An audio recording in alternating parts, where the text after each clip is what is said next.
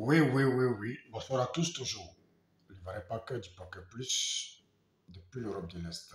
Ok, c'est pourtant il faut qu'on en parle. Aujourd'hui, je ne vais pas vous parler de DJ congélateur ni de manager confirmé. Mais voilà, je voudrais vous parler d'une histoire triste. Voilà, une histoire triste du porta-potty. Voilà, depuis fort longtemps, on pensait que cette histoire du porta-potty, c'est au niveau de Dubaï. Mais vous allez comprendre que cette histoire de porta-potty, ça a pris aussi toute l'Afrique. Voilà, beaucoup ont pensé que cette histoire de porta-potty, depuis que cette histoire de Dubaï est fermée, ça s'est arrêté. Non, non, non, ça continue et ça continue même en Afrique. Aujourd'hui, quand vous voyez, beaucoup de nos jeunes meurent, oui, sans raison, vous allez comprendre pourquoi. Beaucoup de nos jeunes aujourd'hui sont dans les zoologes, oui, qui font du n'importe quoi et qui savent que leur vie est comptée. Vous allez regarder cette vidéo sans plus tarder et voilà, vous m'en direz ce que vous pensez. Voilà, c'est cette chaîne, beaucoup de personnes, voilà, regardent cette chaîne du nom de Point d'accord. Voilà, moi c'est pour faire les publicités, puis c'est une chaîne qui est déjà connue. Voilà, mais parmi les vidéos, c'est une seule vidéo qui m'a interpellé et vous allez écouter. Donc, nous allons écouter ensemble. Je l'ai dit, chérie, il ne faut pas te précipiter. Dieu sait pourquoi nous sommes là. Si nous a légué cette maison, Voilà, c'est parce c'est la qu'il sait chaîne qu'à qui est travers là. cette maison, nous pouvons avoir quelque chose demain. Si nous sortons, nous gagnons nos gagne-pain, il y a forcément quelque chose qui nous attend demain. Ceux que tu vois, ils ont leur voiture, ils ont leur maison. Ils sont pas arrivés là tout d'un coup. Ils ont eu un parcours. Ils ont eu un parcours. Dieu les a positionnés à un moment donné. Donc, il faudra qu'on attende aussi pour nous. Mais il disait comme ça qu'il était fatigué, qu'il ne pouvait plus attendre, que c'était devenu trop pour lui, que même ses amis au travail, ses amis se moquaient. Il s'est dit non, mais pourquoi regarder les autres si nous sommes déjà heureux à la maison? Et il ne voulait rien comprendre. Et c'est comme ça, une fois, je rentrais du travail et j'ai fini de prendre ma douche, je suis rentrée j'ai voulu m'échanger. Je vois dans mes affaires, il y a eu vraiment un désordre dans le sac où je range mes dessous. Je prends le sac, je regarde, je vérifie. Je vois qu'il y a certaines parties de mes dessous, des gens qui ne sont plus là. Je me suis dit, non, mais qu'est-ce qui se passe? Il y a peut-être une souris qui est rentrée quelque part ici. Quand vous dites qu'ils ne sont plus là, ça veut dire que ces parties ont été Ont arrachées. été arrachées. Donc, je me suis dit, bon, il y avait peut-être un rat qui s'était introduit, qui a peut-être bouffé les trucs. J'ai parlé de ça à mon mari, il m'a confirmé exactement que c'est peut-être un rat. Donc, nous avons même désinfecté la maison, pompé la maison, tout ça. Mais ça commençait à se répéter. Et même malgré que je mettais même mes affaires même quelque part où le rat ne pouvait pas rentrer, mais ces parties-là continuaient. Et puis, c'était exactement les mêmes parties qui s'arrachaient en fait. Les mêmes parties intimes là qui s'arrachaient. Donc, j'ai confronté mon mari à cela. Il me dit que lui, qu'il ne sait pas d'où vient tout ça.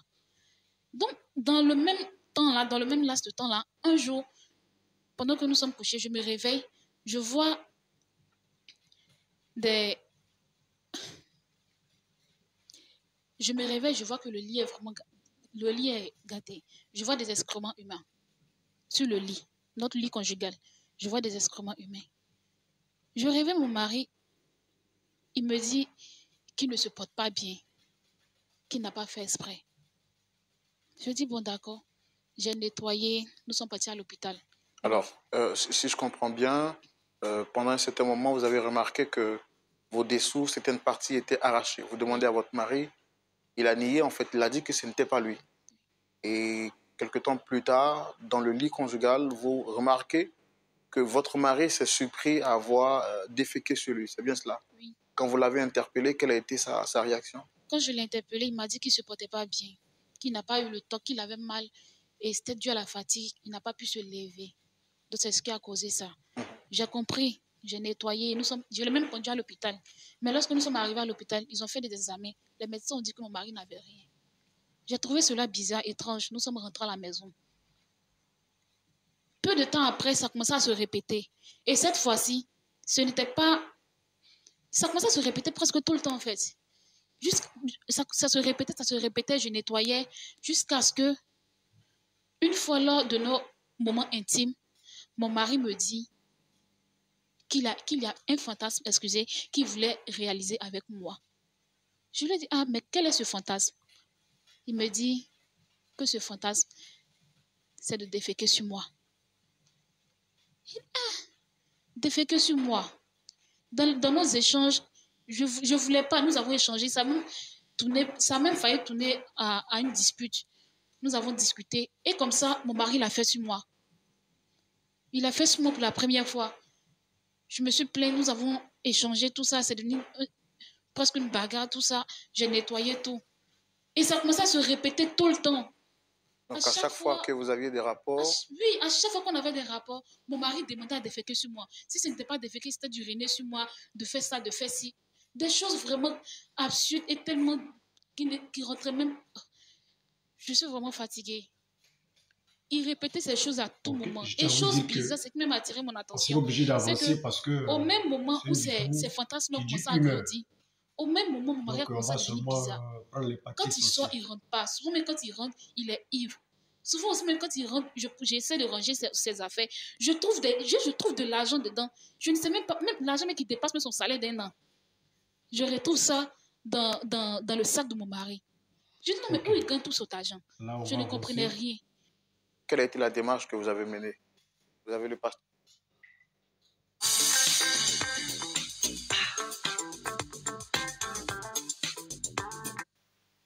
Pasteur Jean-Yves Tchoumou qui est là. Le mari en question. Et vous avez été sollicité sur le plateau par cette dame juste en face de moi. Comme je demande à tous ceux qui viennent sur le plateau, est-ce que vous la reconnaissez?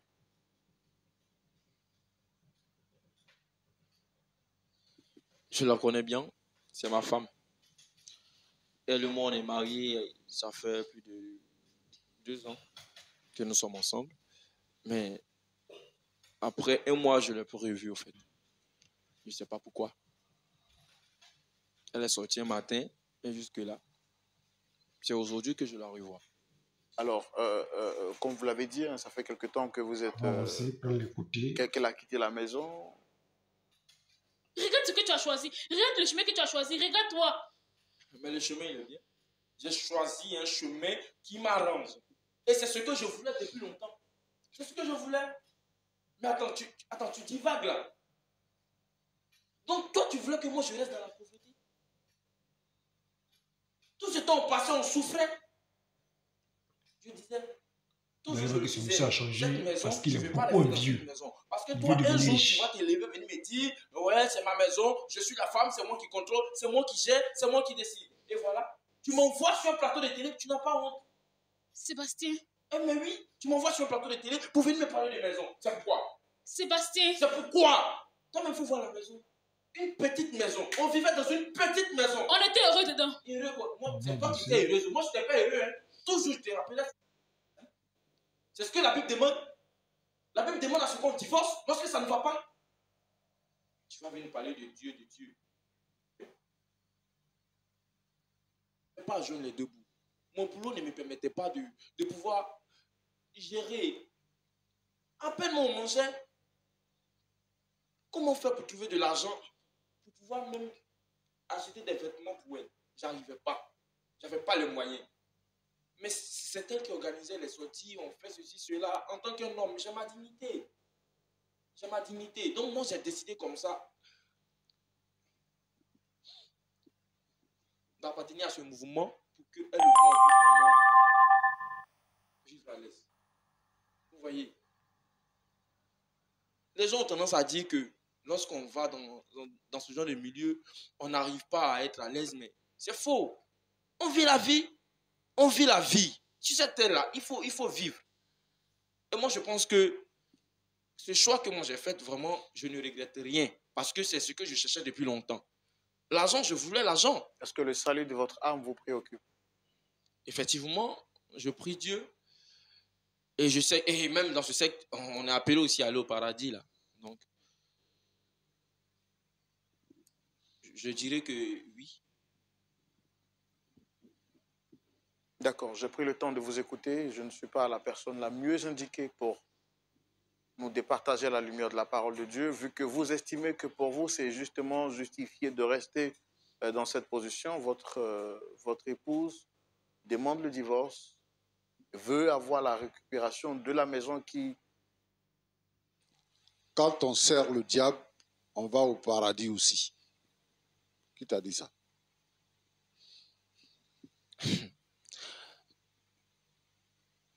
Je suis dans une secte, ça ne veut pas dire que je sers le diable. Une secte, est-ce que c'est forcément le diable qu'on sert là-bas? Qui on sert là-bas? Qui on sert là-bas? On sert quelqu'un, mais ce n'est pas le diable au fait. Oui, moi je veux savoir c'est qui on sert là-bas. Parce que moi je n'ai pas encore vu dans la Bible un verset biblique qui dit qu'il faut déféquer sur sa femme, il faut déféquer sur le lit. Bon, je n'ai pas encore vu ça dans la Bible. Hein. Donc moi je veux savoir de qui tu obtiens ça, qui tu sers là-bas et quel est le chemin que tu as emprunté.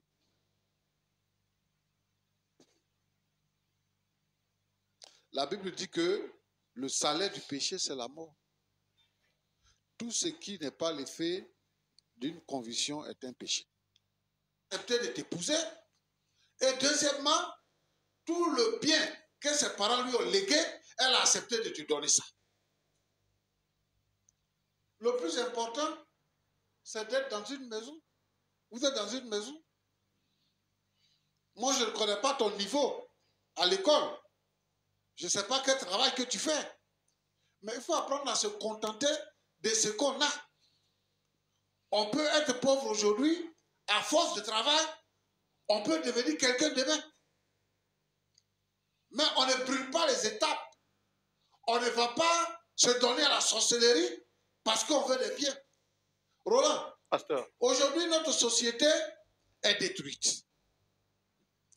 Notre société est détruite parce que tout le monde pense que c'est ce genre de vie-là.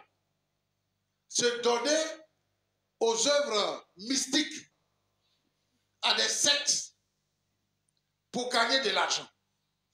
Faire des sacrifices humains. Et maintenant, ça nous ramène à une histoire qu'on a déjà entendue quelque part, Poti-Pota. C'est ce que nous vivons sur le plateau actuellement. Moi, je vais interpeller la jeunesse africaine et la jeunesse dans son ensemble. Aujourd'hui, plus que jamais, c'est le temps de considérer les voies du Seigneur.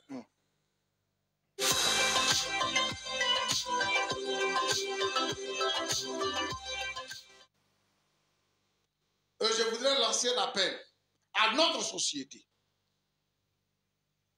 qui a cédé au diable, qui s'est livré au diable. Comme quelqu'un a l'habitude de le dire, le diable c'est un menteur. Et Jésus dit que il est venu pour détruire, pour égorger, pour voler. Le diable va voler ta vie. Le diable va détruire et il va te tuer. Aujourd'hui là, on voit des jeunes gens qui montent en puissance, dans la gloire.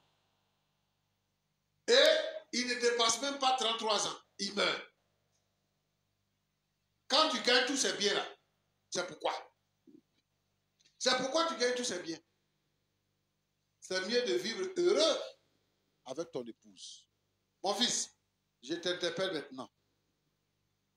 Aujourd'hui, là, peut-être que tu es content de ce que tu fais. Je ne sais pas à quel niveau et à quel degré que tu es dans la secte là-bas. Mais écoute le cri de cœur de ta femme. Si vraiment tu veux emprunter un autre chemin, il faut la libérer. Parce que c'est parce que vous êtes chrétien que vous êtes marié. Si maintenant toi tu ne veux plus être chrétien et que tu veux pratiquer une autre voie, donne-lui sa maison